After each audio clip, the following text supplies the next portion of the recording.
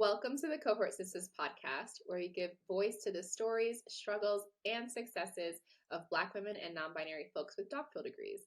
I'm your host, Dr. Jamakola, and today we're sitting down with Dr. Sará King, an educator with a resume that is a masterpiece of diversity and achievement. They earned their Ph.D. in education with a concentration in neuroscience and anthropology from UCLA, and they're not your typical academic. Dr. King's a neuroscientist, a political and learning scientist, a medical anthropologist, an educator, a social entrepreneur, all rolled in one. I thought I did a lot. Dr. King does even more. But what's really cool is how they are weaving all of these different threads and these disciplines that seem really disparate from one another.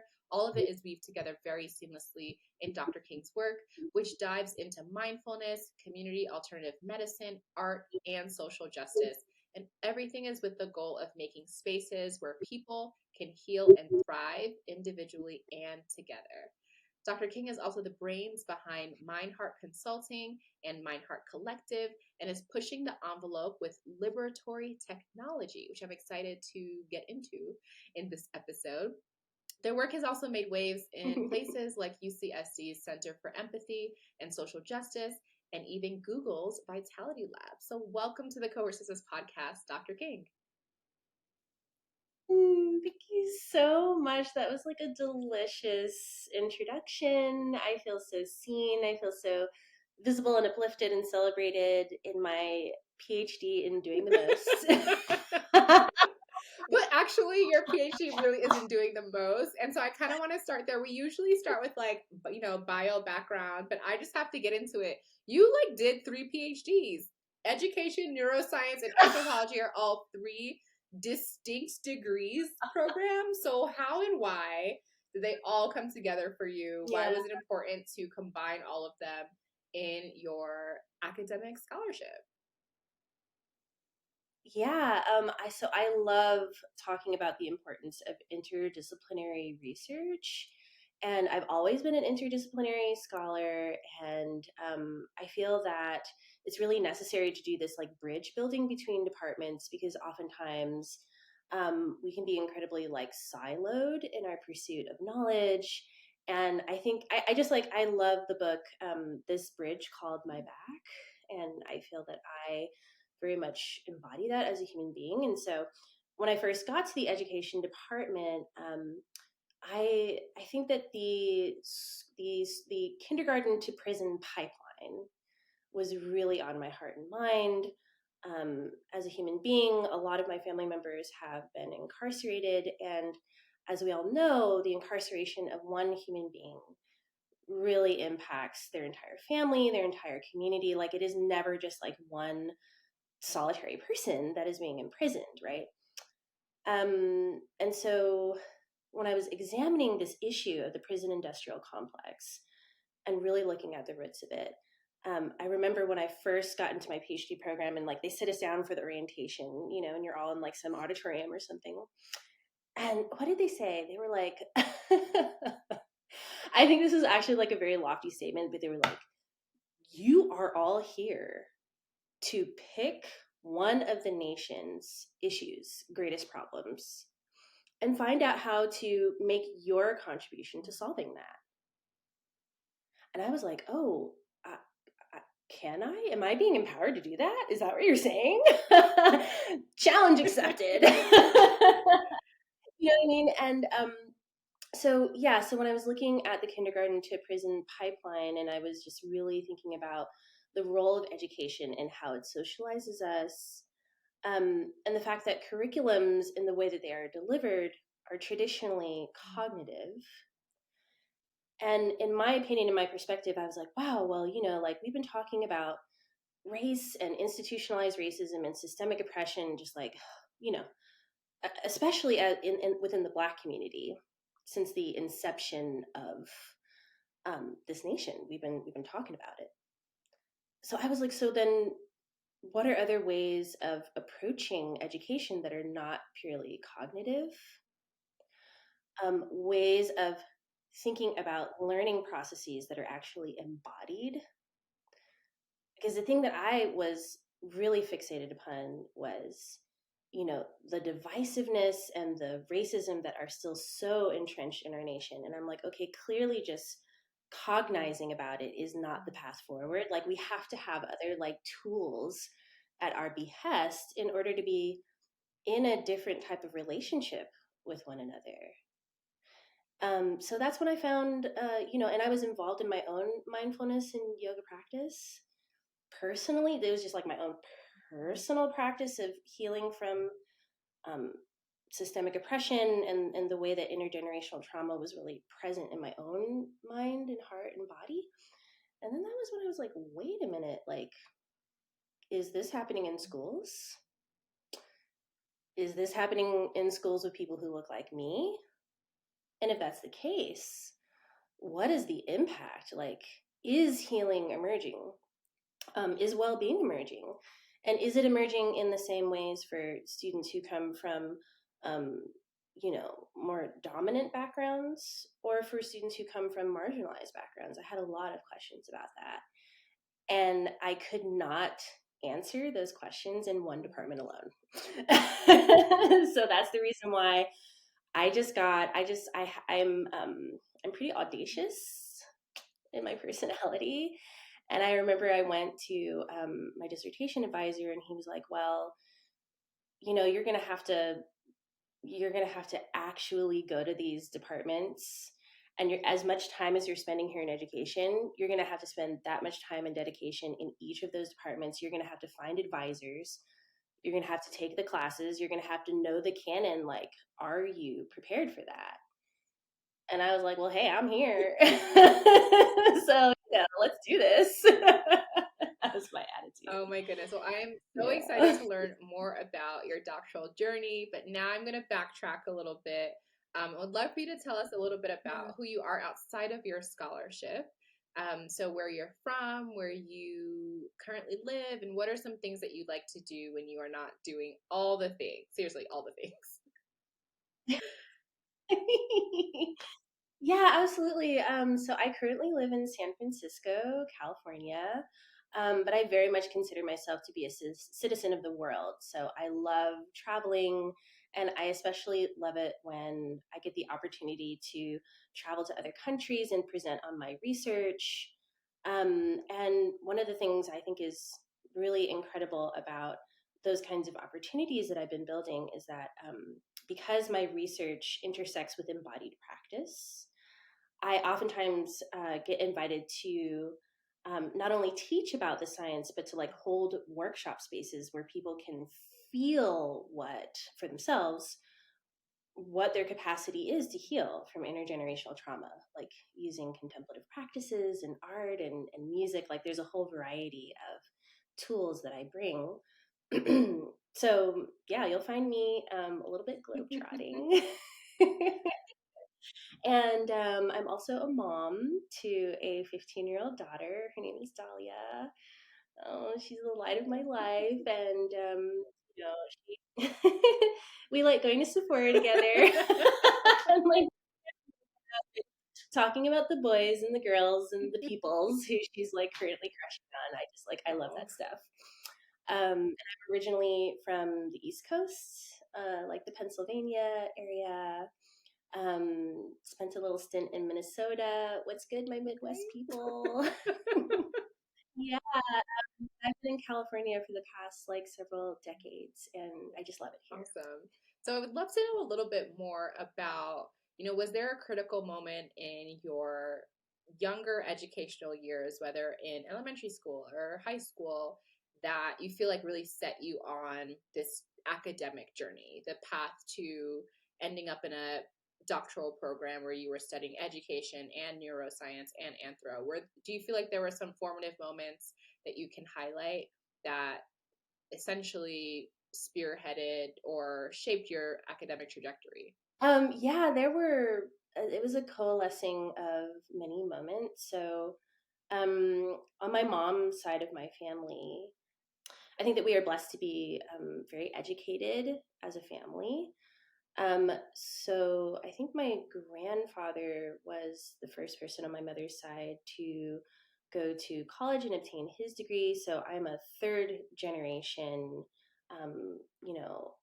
college student. And so I think that like growing up in a family where my grandparents and my mom and all of her sisters, all of my aunts, like we have um, a lot of MDs, PhDs, lawyers, like all the degrees that you can think of. That's what my family is about. And so when I was growing up, I had a lot of questions like, wow, like why is everyone so obsessed with education in my family? And every single one of my aunties and my mom and my grandmother, like it was a whole intergenerational group of people who would sit me down at regular intervals and they would say, Sarah Yafa. That's my middle name. Sarah Yafa.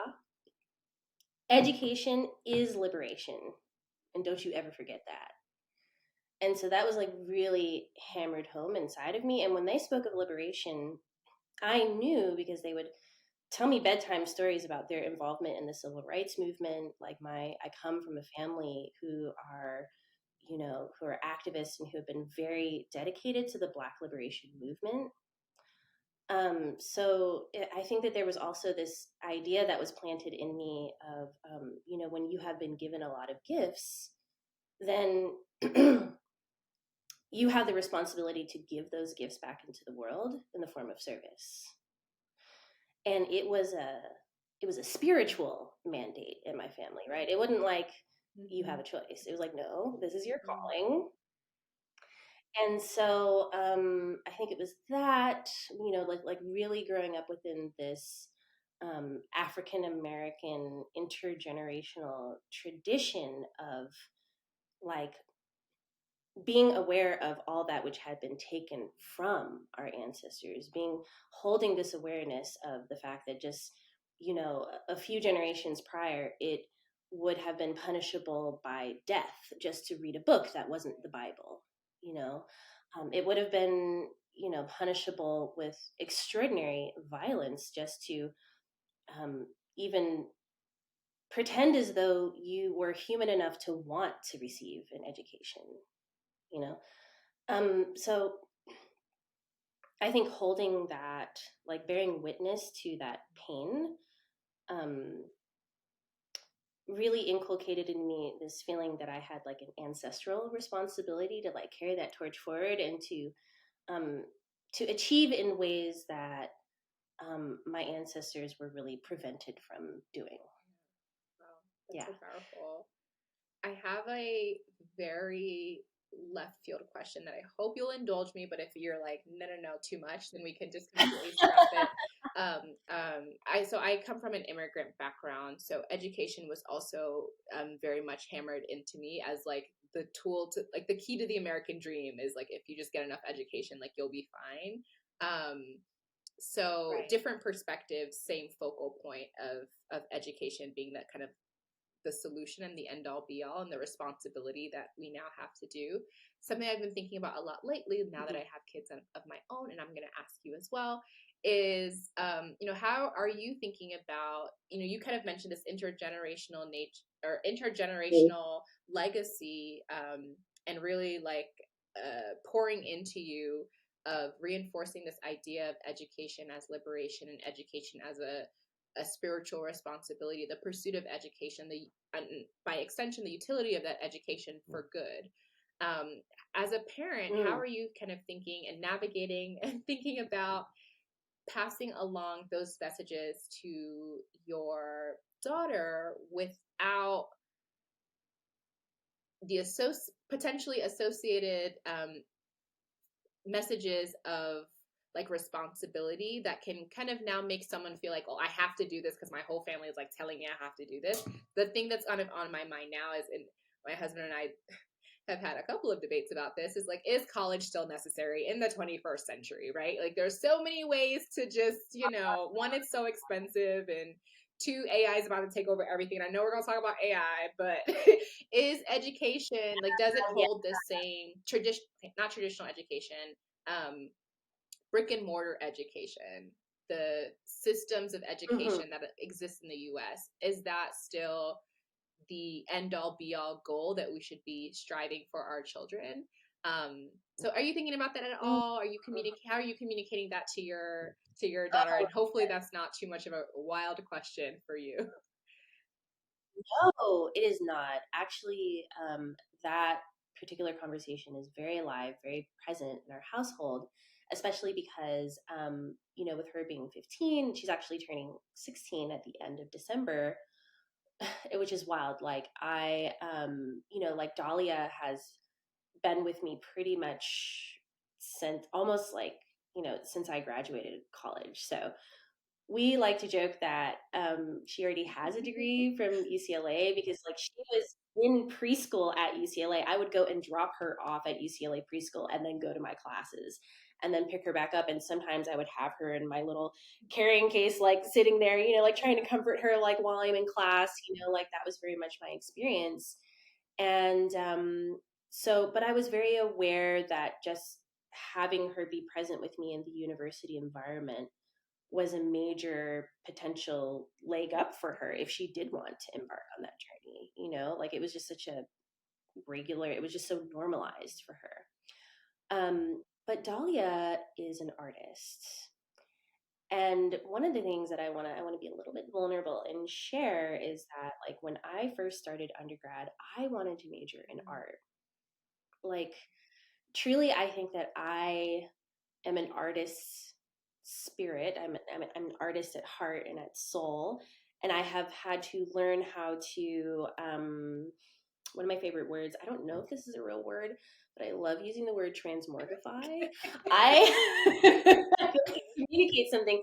I've had to like transmorgify myself into a scientist because I received a lot of messaging, and I don't think anybody meant any like harm by this in my family, but when I would express the desire to be an artist, it was just like, and how are you going to pay your bills? This is important. Like, yes, education is the path to liberation, and you got to pay those bills. Okay, so it was all about like taking the practical route. And so for me, part of how that also manifested was, like when I showed up to undergrad and I was like really determined to be like a medical doctor. And I showed up to those like first classes, and to be totally honest, like I went to a very like small, predominantly white and wealthy liberal arts institution, Pitzer College in Claremont, California. Big up to the Sage Hens.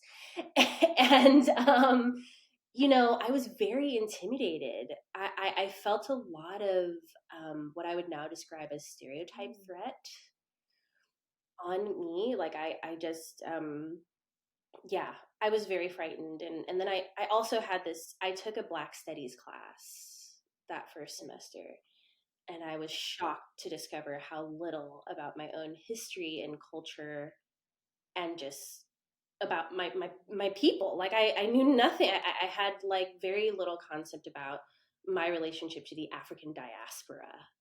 And I was struck, and I was like, okay, so pivot. Now I want to get a degree in Black Studies, but I also had this messaging that I wouldn't be able to pay the bills with that. So I was like, okay, and I need to double major because Black Studies isn't good enough. It was that not good enough that was really like kind of implicitly embedded in me. So to pivot around to our daughter, yeah, so Dahlia knew she wanted to be an artist when she was 4. And when she came to that realization, I just remember this freeze response in my nervous system where I had that same kind of like, but how are you gonna, I was gonna like pass down that message from my family. And then I had to take a pause and be like, okay, and why do we have that narrative? Why is there this narrative that we as Black people can't be anything that we want to be and do it to the most and be great and transform society and also contribute to collective liberation with our artistic practices? Even in fact, why can't art be a science and vice versa? Like I really had to like confront a lot of that internal cultural conditioning. And I noticed that, so we put her in art classes outside of school, but she would turn to YouTube and educate herself. She would start constructing mini curriculums. And for hours, she would be finding artists all around the world and their techniques and then trying it out for herself. And then that did start a conversation in our household where, when she got older, we were like, we want you to know that if you decide that you don't want to pursue getting a university degree, we will support you. There are other ways. And she just said to me the other day, she turned to me and was like, she has like these moments of realization. She was like, you know what, Mom? I think I want to be a big time entrepreneur. And then she goes, maybe not McDonald's big. She's like, I don't know about them. I don't think that they have the right values as a corporation. And I am a person with ethics and values, but I do want to be big. I want to be, and I was like CEO big. And she's like, mm-hmm. So, you know what I'm saying? I'm just sort of like, is that journey going to happen through a university space? We're not sure. And I think that, um, in my humble opinion, university spaces really need to be reconceptualizing how they are framing the education they are offering for this next generation, because they are highly motivated, they're very innovative, and they ain't trying to wait around for nobody to tell them how to create the worlds that they are building. And I just think that what's happening right now with like student loans, like, as a last thought, like when I be globetrotting, which I am lately, because I just started traveling a lot once, in 2023, like I wouldn't say post pandemic, but at this stage of the pandemic.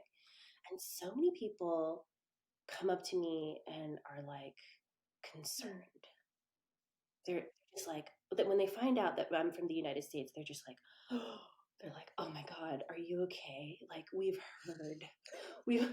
heard about the student loan situation, and we've heard about the violence in schools, and we've heard, and like the reputation abroad is not good for us. And it's a real moment for me where I'm like, oh my gosh, like I'm not, I'm like literally like in Bali driving on the back of a little like scooter, and the driver's like, oh my goodness, I'm gonna pray for you.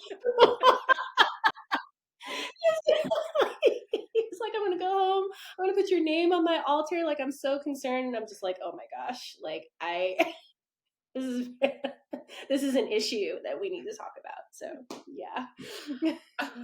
Well, yes, definitely. The reputation of America has definitely plummeted in recent years worldwide. I concur, and I love that you are. And I had a feeling this would be the case, but thank you for echoing your sentiments around having expansive thought process or expansive perspective on what a quality education could look like and how that doesn't necessarily have to be in a university environment. And you're totally right. I feel like universities are, once they start like to see like 2-3 years of that enrollment dip as kids, because why go to school when there's YouTube, and like why, what's the reason? So they're gonna have to reimagine and reconfigure how things work. And so I'm interested to see. But back to you and your journey. I feel like we got a little bit off track, my complete doing. I would love to know about your experience in your doctoral program. So kind of walk us through those early years. You get to UCLA. How did you know that was the right place for you? What were some of your early experiences? You mentioned dropping your daughter off at preschool and then going to class. What were some of the highlights? What were some of the challenges? Tell us everything that we need to know in like a couple minutes about your doctoral experience. Yeah, I'm so happy that you're asking me about this, because I do a lot of podcasts, and I'm reflecting, this is the first time anybody's asked me that question. Like, to, they want to know about the research, and but like they don't necessarily want me to like walk them through what it was actually like to get to the point where I could even do the research. So I'm gonna tell a confession right now. I was so lazy at the end of my college years, and everybody was telling me like, you have to apply to like 10 to 15 grad schools if you have like any hope in getting into one. And I was like, oh, I don't really have the time. Like, I picked UCLA and I picked Harvard, and I was like, I'm either getting to one of those two or I'm going on a totally different journey. Maybe I'll become a farmer in Hawaii. I don't know, but that's just like where I was at. I was just like very like low motivation to go beyond that. And I got waitlisted at Harvard, and UCLA accepted me for a master's program. And so one of my degrees was in linguistics in undergrad, looking at like the science and the math of language. Super nerdy. And I was also still very passionate about Black studies and African American studies. And what's very interesting is that UCLA, among other universities, did not consider African American studies to be worthy enough of being a full department. And this is a pattern across the United States. Since the inception of the discipline in 1969, literally Black people have had to literally violently revolt in order for our life, our history, our experiences to be considered worthy enough of study. Like, that is just wild to me, to no end. Because we can study Europe, we can study Asia, like we can study anywhere in the world, but when it comes to the particularities of that group of people and how they have like shaped this nation, it has always been like question mark. So I couldn't get just a master's in African American studies. You had to straddle multiple departments and get degrees in both. So I was in African American studies and linguistics at UCLA when I began. And here's a fun fact that I think that people really need to know when applying to graduate school, because this has happened to me probably 5 or 6 times, from multiple master's programs, my PhD experience, and my postdoctoral experience. And I'm in my second postdoc right now. So I think this has probably happened to me like 6 times. When you apply to a program, it is super important that everything is relational in grad school. It is important that, your mentor is a person who you have established a relationship with. It is very rare that you're going to apply to a program and they're just going to be like, oh my God, you're so amazing, put him in. It's like, no, they're going to professors and saying, do you know this person? And what do you know of this person? And are you willing to vouch for them? Are you willing to put part of your career trajectory on the line for this person? And if they're like, I don't know them, chances are you probably are not getting into that program. And I don't know if you've had that experience, but I feel like largely that's how it doesn't matter whether you're in the hard sciences, humanities, what it is very nepotistic. Yeah, and I think if not, just one quick interjection. I think if not, as you like go further in your career, it can expand a little bit beyond like, do they know you, to do they know your advisors or like people who are on your dissertation committee. But I think for people applying to graduate school and doctoral programs, you really need to establish a relationship yourself. And then as you get further in your career, your circle of peer scholars and your advising circle also matters as well. For sure. So I think that a little bit of advice that I may have is that, like, when you're on campus and you see certain scholars who are in fields that you think that you may want to explore, it's important to like show up to those talks and start building that community and being a presence, and like find the courage inside of yourself to be like, because sometimes you can be like, oh my gosh, who am I to talk to this person? And you just have to like get up there and talk to them, and like be able to have a bit of an elevator pitch, but one that comes from the heart. Like, be able to speak and synthesize your interests. And I was very strategic about, like, if I would go to someone's talk, I would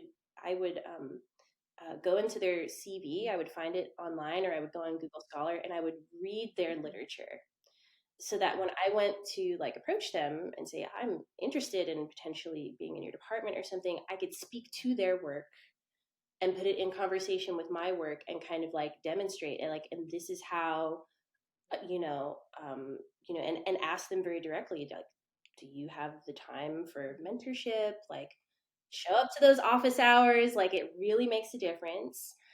But what I was going to say about my experience is that sometimes, like, you'll get into that program, you'll be excited, you'll show it to the university, and then that professor will get an offer at another university and they will leave. And now what? Right. You're kind of sitting there like, I moved all the way Yeah. to come and study with you, and you're where? You know what I mean? And it's, I don't know. And so then you really have to, I think, be creative and open-minded about how you're going to pivot in that moment, and cultivate other mentorship relationships. And for me, it actually meant jumping departments. I had to leave linguistics and go to political science, cultivate that argumentation, ingratiate myself with that community. And so then I ended up having a master's in African American studies and political science, which was not at all in the plan. Yeah. And so I think that it was when I was in that space, that very like interdisciplinary space, that I was meeting other interdisciplinary scholars, and I was inquiring about what other departments traditionally support interdisciplinary work. Because, like, for instance, some departments you'll go to and you'll say, I would really like to study the intersection of these different disciplines. And they may say, no, that's not what we do here. Like, we stick in our lane, and this is our field, this is our canon, and you're either with it or you're not. So at UCLA, the education department historically has been that. And literally, so this happened to me in my master's program with like my advisor, my first pick advisor leaving. I got into the PhD program, and literally like 2 weeks later, my advisor left to go to Columbia. And I was just like, I remember getting a call on the phone because I was so scared. I was like, oh my God, does that mean that because like within, I don't know if it's this way for all PhD programs, but like, at least in the education department, you had to have an advisor who was vouching for you. Like, yes, this is my student. So they literally called me up and they were like, yeah, for the first time in the history of our department, we don't have an advisor for you.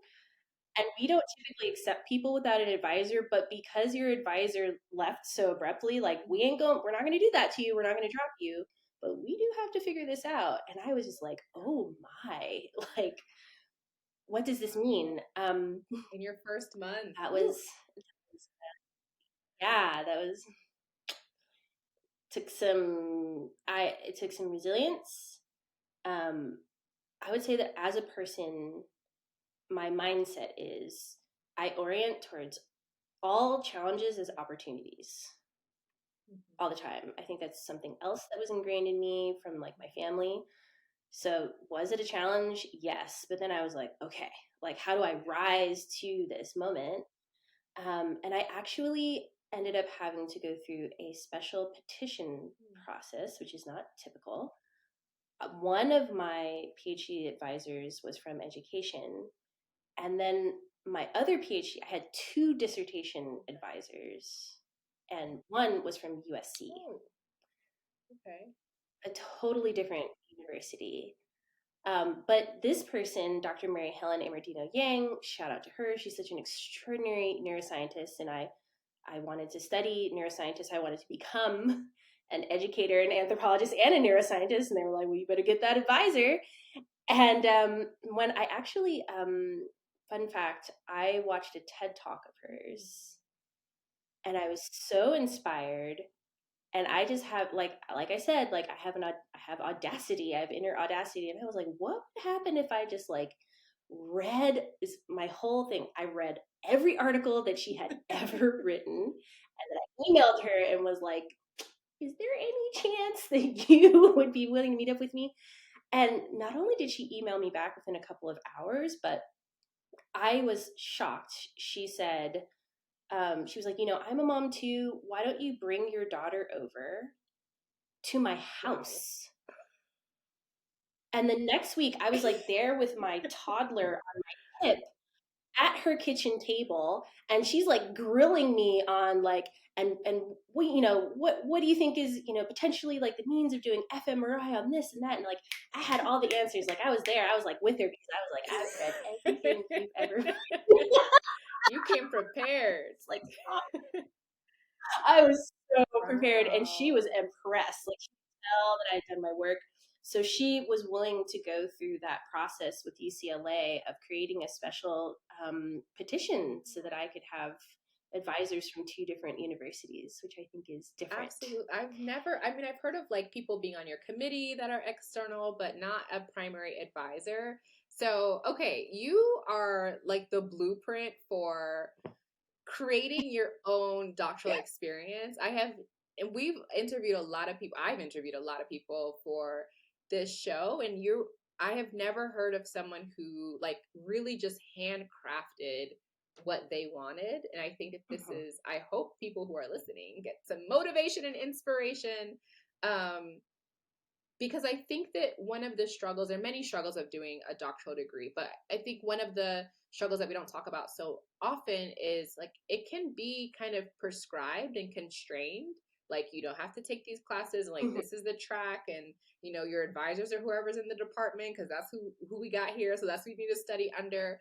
And you were like, no, this is what I want to do, and I'm going to figure out a way to do it. I'm going to concentrate in these different things. I'm going to have this advisor contribute to the scholarship in a really critical way. And I absolutely love that. That's amazing. I love that for you. Yes. But I also feel juggling multiple discipline, multiple departmental requirements. You're now emailing folks who maybe the schools don't even have like overlapping, I don't know, spring breaks or something. How did you navigate the coordination, like the bureaucratic coordination of all of the different moving pieces that were required for your doctoral work? It was stressful. I'm not gonna make it sound like I was just like la-di-da, you know what I mean? I am a person, I'm very persistent, and I don't really take no for an answer. So I want to be clear that there were a lot of people who were like, this is not how things are traditionally done. There were a lot of people who I would go to and I would ask them questions about how to do this, and they would just be like, I don't know, and so I think that for me, communication is key. I will also mention that I was working as a teaching fellow in the communication studies department at the same time. So I was actually straddling 4 departments. I was like, oh my goodness, I was like taking classes in like evolutionary psychology. It was just like, oh my goodness, I was all over the place. But I think, one thing I really noticed about my tenacity was just like, I really went out of my way to be physically present in all of the departments outside of just taking classes. Like, I was like, are there study groups that I can join in? Are there, the outside, like I was just like really made myself like a presence. I showed up at the office hours of professors whose classes I wasn't even taking because I knew that I like did my research and I would know like everybody who was in the department and like what their specialties were and what classes they were teaching and did they pertain to my work. And if that's the case, I'm going to try to build a relationship, and just like make myself a presence. And I did, get a lot of feedback from people that this was unusual to do because I was oftentimes like the only person in that department. I was the only person in these neuroscience classes from education, the only person in these anthropology classes from education, and I also was told by a number of students who are actually in my department, like they would say, which I thought was like kind of odd. They would be like, well, we're not here to become scientists. Why are you doing this? Like, why are you? And I would be like, well, I am. So I just think I just really, it really requires knowing yourself and being clear on what your mission is and what your values are. And also, I was clear on how it would make a contribution to each of the different canons. I always had the future generations of scholars in my mind, which is also something that I was taught in my family. You always keep the future, you keep the ancestors, past ancestors in mind, and future ancestors in mind, and you ask yourself, what kind of ancestor am I shaping up to be right now? And that was always just like very present in my practice. And I think that at the end of the day, it takes a certain belief in yourself. A lot of, I think that my practices of yoga and meditation were really important because in those spaces, I was really cultivating a lot of healing and a lot of self love, self compassion, forgiveness, empathy, and compassion for myself and others. So I think that having, and this is just me speaking for myself, I'm not pushing this on other people in any way, but for me, having an embodied practice of connecting to myself and my spirit was very important for me to continue the path of like knowing who I am, and knowing what kind of emotional experiences are important to me. And I will say that throughout this journey, I was battling with, like, I was battling with diagnosed depression, diagnosed severe anxiety. So I don't want to make it sound like, oh, and I didn't have any mental health struggles on this journey. Like, they were very real for me. But I was very vocal about them, and I did whatever I could to, gather campus resources. And if the campus resources weren't there, I would find the people in power and say, why aren't these resources here? You have a responsibility to me, like, especially as like a young Black single mom. And I'm gonna say it here, I was a young Black single mom on welfare. I didn't have enough money, to, like, they only give you enough money for yourself as an individual, not for your child. And so I was like, I was having like a very real experience of marginalization in the context of my PhD journey. But my daughter, I really felt like it was important for me to do mirroring and modeling for her of what was possible. And she really just like kept me on my journey, kept me moving forward when I felt like, gosh, this just feels impossible. And I'm just so happy to say that, like, a lot of people told me in particular I would never ever get a neuroscience postdoc. They were like, you need a neuroscience PhD, just pure, you need to have neuroscience undergrad, master's, PhD. That is what your resume should look like. What is all this interdisciplinary, like, what is that? And I was like, watch me. And I completed a nearly like 4-year postdoc in neurology at Oregon Health Science University. And I'm immensely proud that I decided to break with the mold. And I am proud too.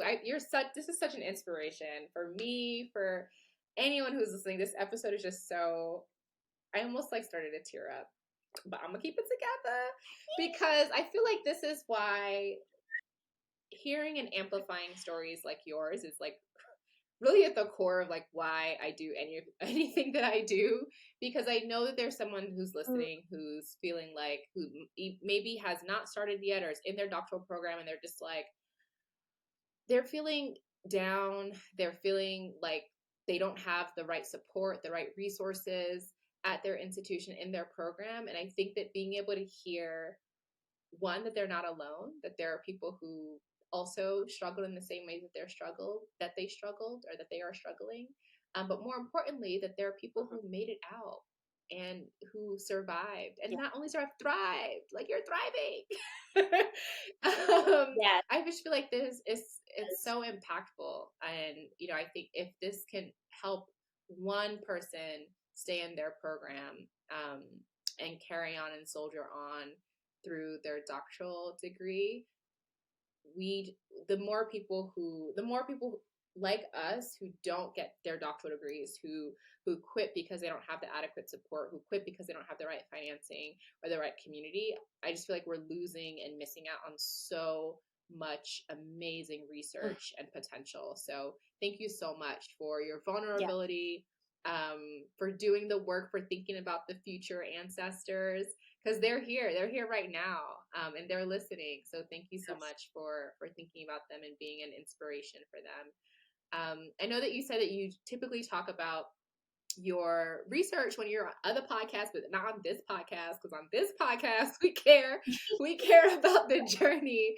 But I do want to ask one question about your research, because I just am really curious about this perspective. You are a certified yoga and meditation instructor, and so well-being is really important to you. I feel like a lot of the conversations that I hear about technology, especially AI, talk about technology as being counter to promoting well-being. So I'm interested to know how you are envisioning the intersection of contemplative practices with technology. What does liberatory technology mean to you? What does contemplative AI mean to you? And what positive impacts do you think that this could have on society, especially in the Black community? It's a loaded question. Ooh, I know. you this one. No, I'm actually delighted to speak to this, and I'll try to be as concise as possible. So that actually brings me to discuss my postdoctoral research, because I was just very much fascinated with the research that was coming out of the neuroscience and psychiatry and psychology of mindfulness and yoga and contemplative practices that was really framing how it is that these practices, they are what's called biopsychosocial interventions. And a biopsychosocial intervention is any intervention that has a combined impact on the physiology, the biology of our body, our psychology or our mental health, and our relationships. And within medicine, like the whole medical model of health, at least like the most advanced medical model of health, frames health and well-being as a biopsychosocial phenomena. You really can't strip them apart, right?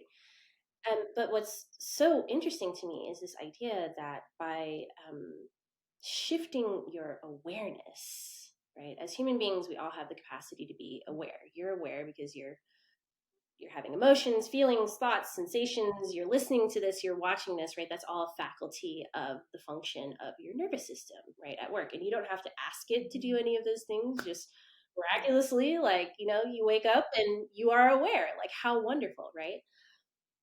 But we also have the capacity for meta awareness, and that is you can be aware of your awareness. You can witness your own awareness, which is a facet of human consciousness. And when you practice this, it's actually a skill. Paying attention, mindfulness is really referring to our capacity to be aware of what's happening in the present moment. So like usually when we're like really caught up in our thoughts are happening and they're telling stories about what happened in the past, or they're projecting what we think might happen in the future. And both of those stories, both of those narratives are not necessarily what's happening now. So there's kind of like a middle space in between. And these practices help us to like shift and like orient into that space of presence. Like, what am I present to right here and now? And we don't know why, right? This is like it's like one of the big mysteries in neuroscience. We are not sure why we even have the capacity to shift our awareness into the present moment. It's a skill, it's a tool. And when we do that, interestingly, it can have a whole host of impacts on our physiology, on our mental health, and on our relationships, right? Which is fascinating. I'm like, wow. So each of us are born with the capacity, with the tools inherently in our bodies to shift our perspective, shift our awareness, and then shift our health and well-being. That's extraordinary. And I got the idea that I was going to try to map that out. So in my postdoctoral program, I developed a theoretical map of human awareness. And it's a two-dimensional map of all of the different phenomena that happen inside of our bodies and how we can be aware of everything that is happening outside of our bodies, all the way out to the environment, society, and culture. And I was, I really went out on a limb with this. I was like, oh my gosh, like they're really going to kick me out of the department now. And I remember I took it to my advisor, who's like a hardcore MD neurologist, and I was so nervous. I was like, oh my gosh, I was like, I made this map. He's like, what have you been doing with your time? I was like, and I thought he was just going to be like, oh my God. And to my surprise, he took one look at it and he was like, actually, that makes all the sense. Good job. What are you going to do with it? I was like, what? Oh, I was not expecting that response. He was like, from a medical point of view, okay.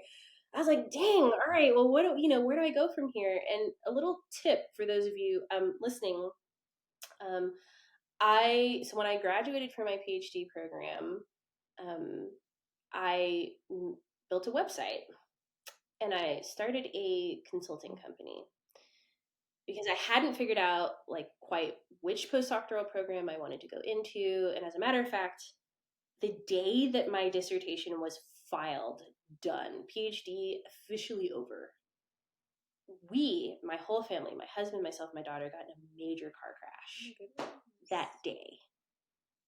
And I was literally I was in physical therapy. I was physiologically incapable of like getting out of bed by myself. It was like that bad, right? So I had like a gap period of time where I was just like healing my body and my mind after that trauma.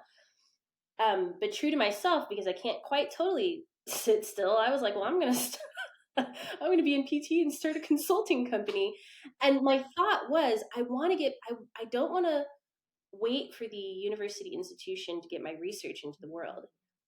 And I started recording videos of myself talking about my research, sometimes in conversation with other scholars or just people who were interested in it. And I would post those up online on my website, just free resources to learn about my research. And I kept doing that through my postdoc. And what happened was that the Museum of Modern Art in New York was watching and listening to my videos about my research. And I love art, right? I remember when I was saying like I always wanted to be an artist and I love art, and it's just like I'm so passionate about it. And you can't even imagine the look on my face in the middle of the pandemic when I got an email from them saying, we've been watching your videos and learning about the science of social justice in our institution. And what would you think about partnering with us in some capacity? Like bridging your research with our art collection and designing meditations. And it was just this whole wonderful collaboration. And I ended up being able to, long story short, launch my map of human awareness in partnership with the museum as their first scientific intervention. Wow.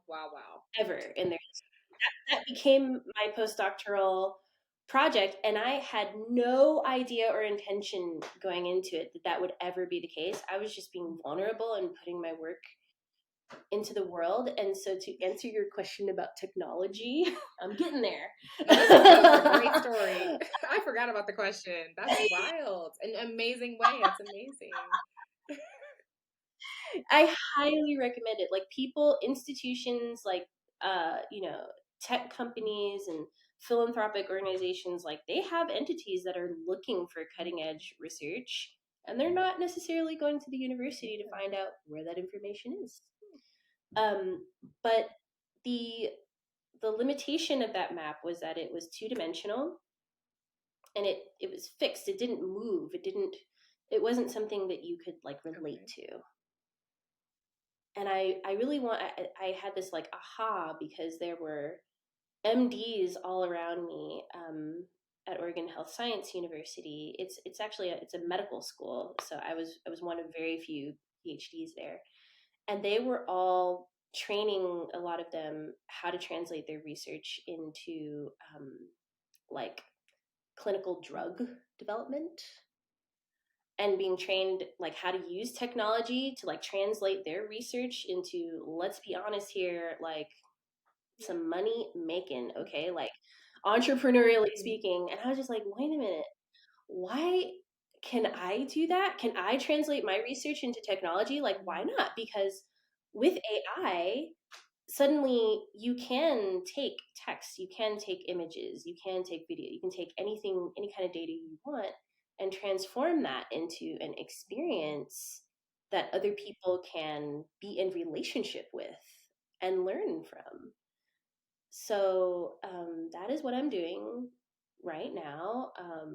So I do have a university position, but I also have an AI company called MindHeart AI, and I'm working together with a team of incredible designers from a company called Radius Motion.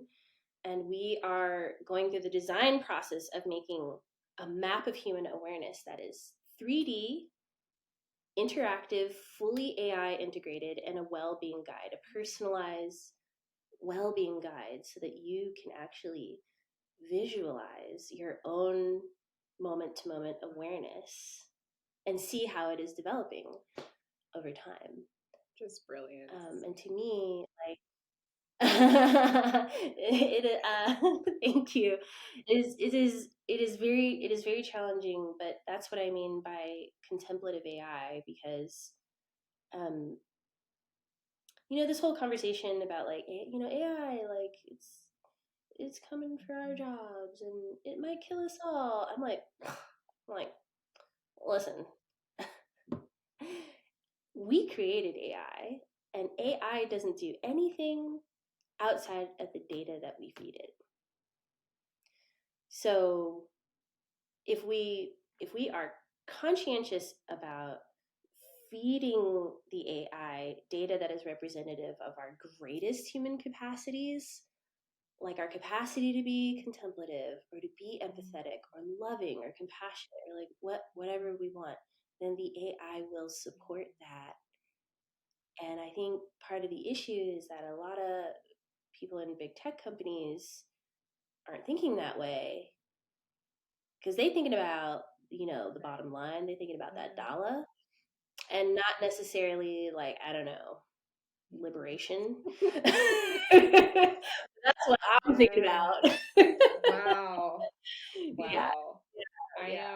I'm like starting to fangirl. What is this feeling? I'm just so in awe. Such awe of your work, your research, the impact, the scholarship, the balance, the reflexivity, like all of it. I'm also just recognizing that we are very much over time. So I want to be respectful, a little bit respectful of the time that we have left as we wind down. We ask every guest on our show 2 questions. The first of which is, what is something that you would do differently if for some strange reason you had to go back in time and redo your PhD? I think that I would have tried to be more intentional about creating community on campus that was about exploring healing, the relationship between healing and liberation, and like, how do we bring art and music and just like creative, like bring the artists inside of all of us alive towards this effort. Because I definitely had my own like healing and liberation practice that was very individual, like on my mat, on my cushion at home, or in the yoga studio, or like maybe when I would go on meditation retreats, but I did not have that on campus.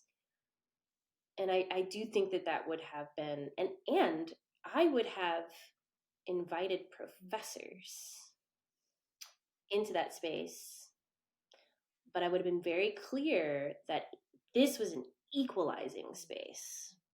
You don't come in here with all of your status and everything like that. Like in this space, we are humans who are all deserving of well-being and healing and liberation. And let's meet from that heart space.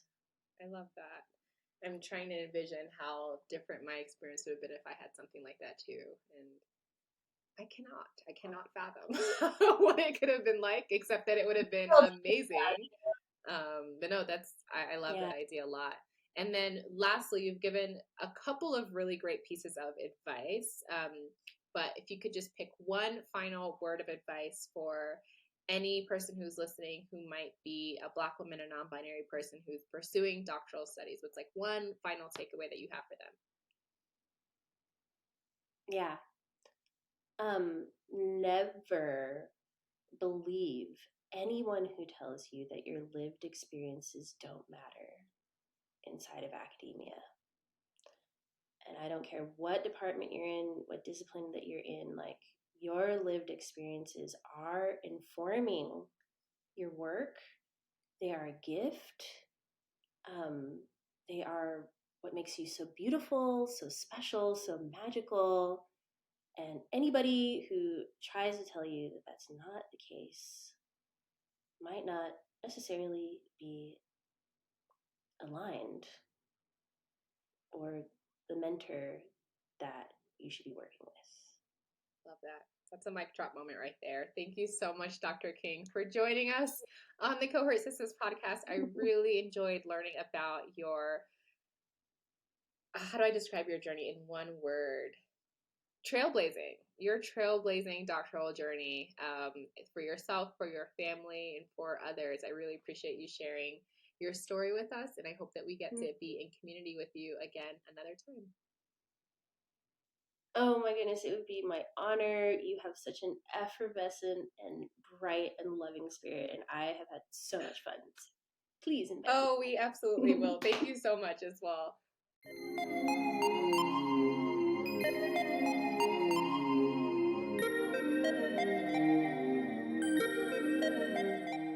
Thank you again for listening to this week's episode of the Cohort Sisters podcast. If you are a Black woman interested in joining the Cohort Sisters membership community, or you're looking for more information on how to support or partner with Cohort Sisters, please visit our website at www.cohortsisters.com. You can also find us on all social media platforms at Cohort Sisters. Don't forget to subscribe to the Cohort Sisters podcast and leave us a quick review wherever you're listening. Thank you so much for joining us this week, and we'll catch you in next week's episode.